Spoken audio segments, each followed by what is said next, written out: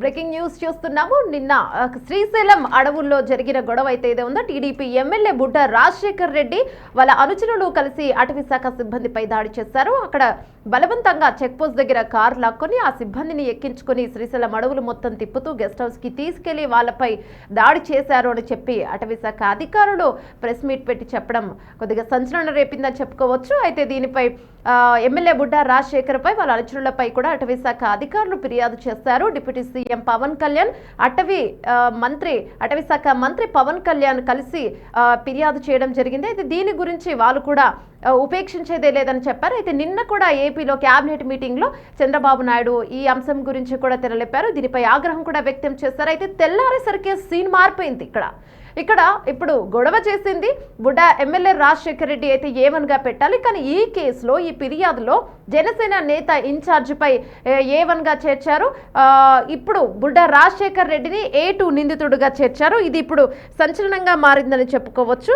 అయితే ఈ A2 అంటే A1గా కేసులు పెట్టారు. అశోక్ రౌత్ జనసేన నేత అశోక్ రౌత్ పై A1గా పెట్టారు. A2గా బుడ్డ రాజశేఖర్ రెడ్డిపై పెట్టడం ఇప్పుడు కొద్దిగా రాజకీయ అంశం దుమారం రేపినట్టు అయింది.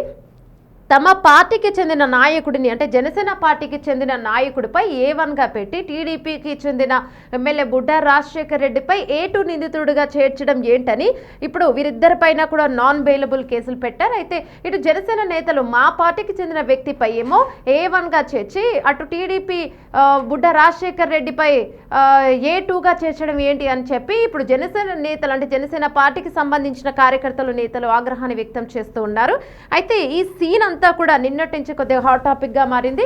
అక్కడ మనం విజువల్స్ లో కూడా చూస్తాం. ప్రస్తుతం మోల్గా స్క్రీన్ పై కూడా చూస్తున్నాం. విజువల్స్ లో ఎమ్మెల్యే బుడ్డ రాజశేఖర్ రెడ్డి వాళ్ళ అనుచరులు కనిపిస్తున్నారు.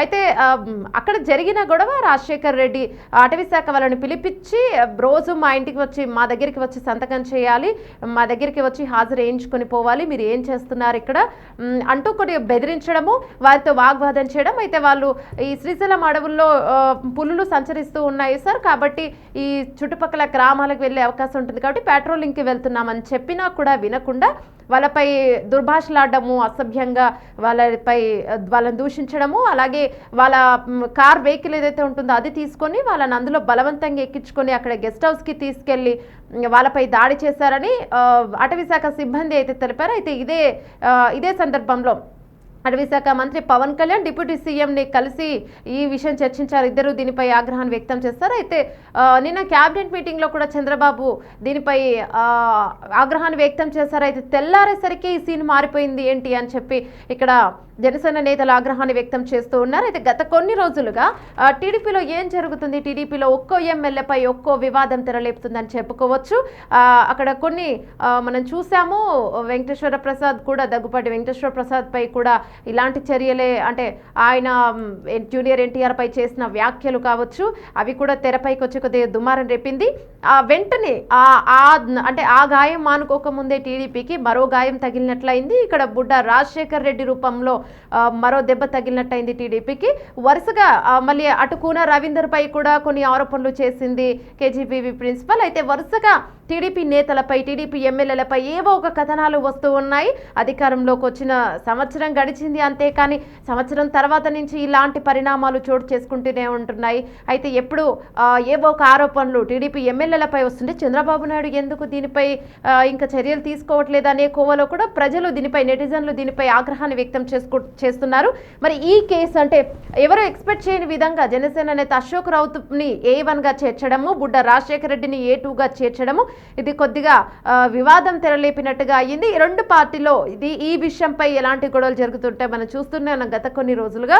అటు జనసేన నేతలు కొద్దిగా డల్ అయ్యారు అన్నట్టుగానే ఉంది. కార్యకర్తలందరూ కావచ్చు, అభిమానులందరూ కావచ్చు కొద్దిగా గుర్రుగా కనిపిస్తున్నారు, అటు డల్ అయినట్టుగా కనిపిస్తూ ఉన్నారు. మాకు సమన్యాయం జరగడం లేదు అనే వ్యాఖ్యలు కూడా కొన్ని తెరపైకి వినిపించాయి.